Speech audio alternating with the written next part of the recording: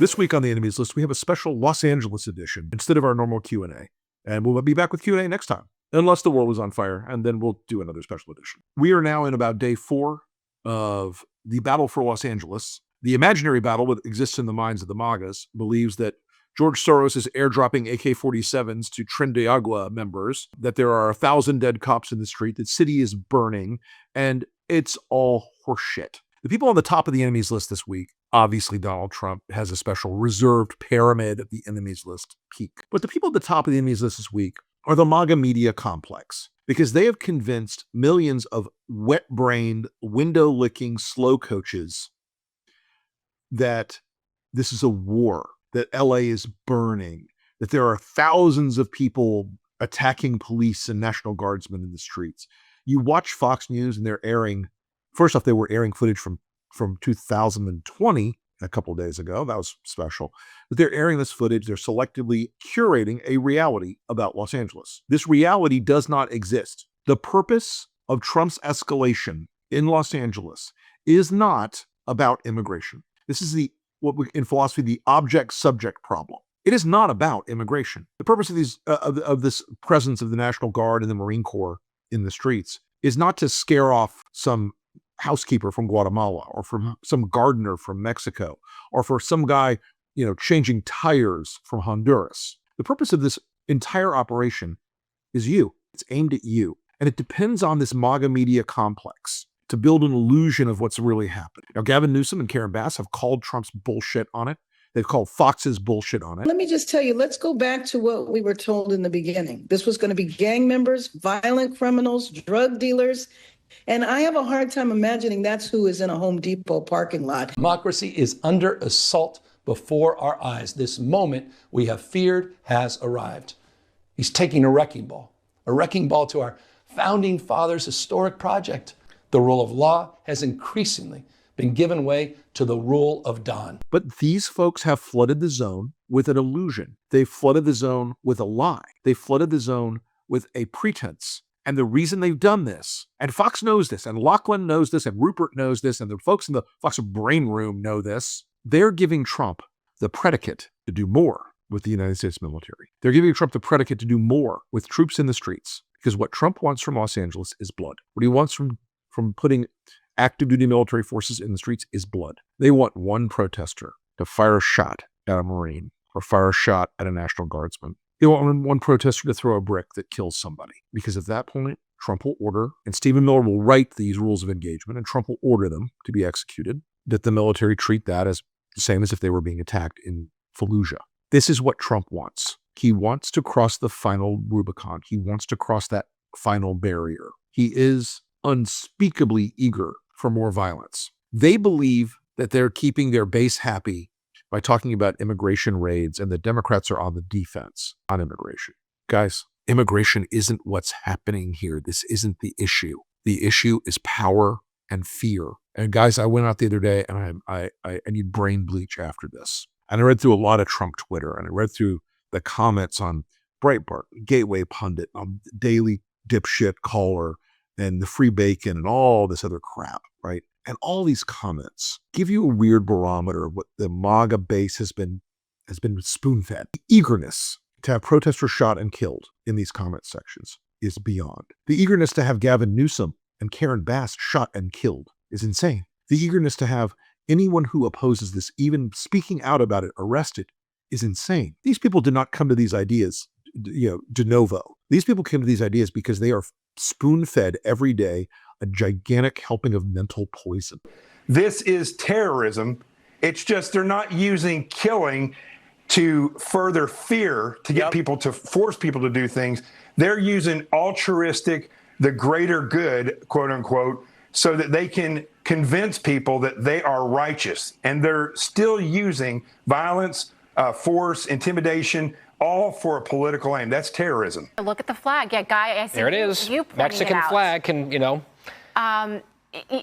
this is criminal activity that I hope people are held accountable for. And I'm talking about the riots right here. Where are the cops? Yeah, where are they? Men pretending to be women to go into bathrooms. It's not to avoid attention. It's to get attention, to act out. This is Another example of acting out, and then when you react, they accuse you of the aggression. There are three normative forces in the MAGA media ecosystem. One, Fox News, duh. Easy to pick that one out of a crowd. They have an enormous sweeping power. They are the feeder up and down. I'll explain that in a minute. The second is Twitter. Elon Musk's platform boosts MAGA content, boosts anti-immigration content, boosts neo-Nazi content, boosts everything else in the world that is on that right-wing white gnat spectrum. What doesn't get boosted in that area, what used to just sort of have an even playing field. All the bullshit about free speech was bullshit about free speech, okay? It's full shit. Twitter is the main communication venue for the elite of MAGA to set their message, to stay on message, to engage in their lanes of trolling, of messaging, of narrative setting. And the third pillar of the MAGA disinformation machine, it is faded in importance, and somewhat faded in importance, but Facebook is still a big element of this. My cousin's friend's uncle's brother sent me a meme that must be real, and it shows Hillary Clinton eating a live baby. You've seen it all. You've seen on Facebook, and I went on Facebook. I don't go on Facebook, but I went on Facebook to just, because for science. And I trawled through some of that shit, and I cannot tell you. It's like the fake AI pictures of Trump rescuing a downed police officer in LA, and they believe that shit. They buy it. Now, it's not just because they're dumb. There is some stupidity, for sure. To be sure, there are a slightly above par number of people who you could consider window lickers in that group. But a lot of it is they grew up in an era before social media. They grew up in an era before the internet. I mean, the cusp generation of folks like me who, from the late 80s knew there was an internet, it still doesn't penetrate with a lot of people who are 70 years old and above. That's where a lot of the MAGA Facebook influence is shaped in a much older demo. But these three pillars of this disinformation machine are all dedicated to one cohesive message right now. That cohesive message is that LA is in danger. It's an insurrection. It's a war waged by criminal terrorists from foreign lands who want to kill you, rape your wife, eat your dog. The entire old school catalog of immigrant terror. It is one of the earliest chapters in the catalog of imaginary demons on the American right. When my folks came over here from Germany in the 1820s and 1830s, you know what they were? They were the scum of the earth. Now, we weren't scum of the earth. We were, affluent engineers and all that crap. But we were the scum of the earth because they were Germans. When the Irish came, they were the scum of the earth. When the Jews came, they were the scum of the earth. When the Italians came, they were the scum of the earth. When the Vietnamese came after the Vietnam War, they were the scum of the earth. Now, it's people who come from Mexico or Honduras or Guatemala or Venezuela or Cuba, many fleeing the most repressive and terrifying nations in the world, certainly in this hemisphere. And now they're the scum of the earth. But instead of America working its magic, instead of America being the propositional nation that doesn't rely on blood or soil or any of that other crap, they're being rounded up, snatched off the streets and home. It's a sideshow to the white nationalist game that's being played out by Miller and Bannon and others. The deadly part of this, the dangerous part of this, is that Donald Trump right now believes that he is winning, and he is. That alternate ecosystem is a superpower on the right. It conforms 100 million Americans to its will every day. It shapes them every day. And again, Fox is the broad shotgun. Twitter is the narrow ecosystem, the command center of a lot of the MAGA communications and networking and all that stuff. And Facebook is the old folks' home. And one of the realities in America is that old people vote. They vote a lot. And so it's dangerous in that regard. This alternate ecosystem is unpoliced, unpatrolled, unregulated. And you know what? As a free speech guy, I don't want a lot of regulation on any of them. Honestly, those of us in the pro-democracy movement have to do is keep building an alternative media. Keep building a media that's dedicated to truth and fact and principle. Keep building a media that believes in the rule of law and the Constitution. Keep building a media that isn't vulnerable to the sort of gamesmanship and hacking that Trump is so good at with the mainstream media. We do this here at Lincoln Square because we understand there is a powerful incentive on the right to break down the mainstream media. And when they're done with the mainstream media, they're coming for independent podcasters, and they're coming for Substackers, and they're coming for people who write on Ghost, and they're coming for people who speak out at all. Do not believe for 1 minute the presence of troops in the street is over when Los Angeles calms down and quiets down. It is the beginning. And in each place they get deployed, in each place they get used against American civilians, in each place that active duty troops are called to violate their oath, and sadly many will, I hate saying it so much. I hate saying it. But sadly, many of them will. Every time those people are called to violate their oaths and are deployed inappropriately, the critique is not about the military. They follow orders from the commander-in-chief. My critique is with the lie that is told to millions of Americans on those three platforms every day that makes it inevitable that Trump will try to stress and push and break the edges and open the boundaries further.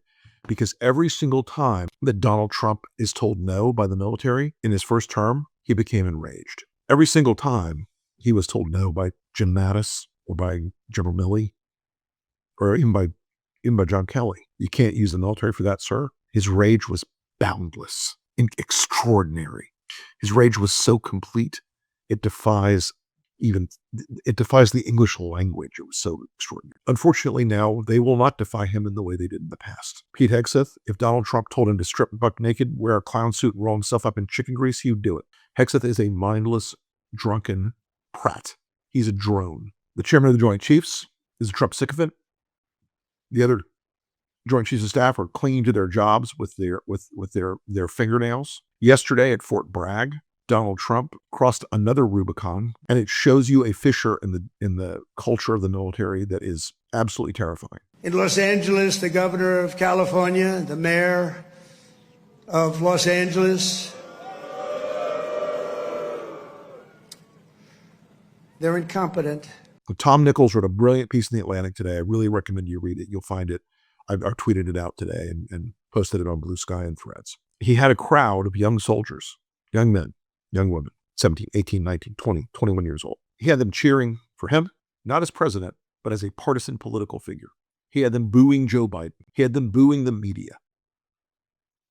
Now look, I don't blame 17, 18, 19, 20, 21-year-olds for their behavior. They're children. They may be heavily armed children and heavily trained children, but they're still children. You know what I blame? I blame the leadership in the military. I blame the commander of that unit. I blame Secretary of the Army. I blame the Chief of Naval Operations for allowing these Marines to roll. There is no world in which an American soldier is required to obey an illegal order. The Universal Code of Military Justice is extraordinarily clear on this matter. Not only are you not required to obey an illegal order, you are in fact required to disobey an illegal order. And no matter how convincing the bullshit matrix of the Republican media machine is, no matter how real the virtual reality looks, no matter how real the simulation appears, it's not true. There's no cause to deploy active duty military forces in this country, in Los Angeles, or anywhere else. It's all a lie. It's a lie built by liars at Fox, a lie built by the liars who enable it at Facebook, and a lie built on the social media platform owned by former presidential bestie Elon Musk. That lie is powerful. That lie is extraordinarily powerful. It's an ongoing set, a catalog of imaginary demons that they pull out in rotation. They pull them out every time they're in trouble. They pull them out every time Trump is challenged. Whether it's George Soros or the war on Christmas or trans athletes or eating the dogs, eating the cats, it's all a lie. A nation based in tyranny, built on a foundation of lies, is so beneath the American ideal, it's beyond imagining. And I know that none of the people that are the architects of this strategy of illusion and bullshit and artifice and lies give a damn. But you are, motherfuckers, on the enemy's list.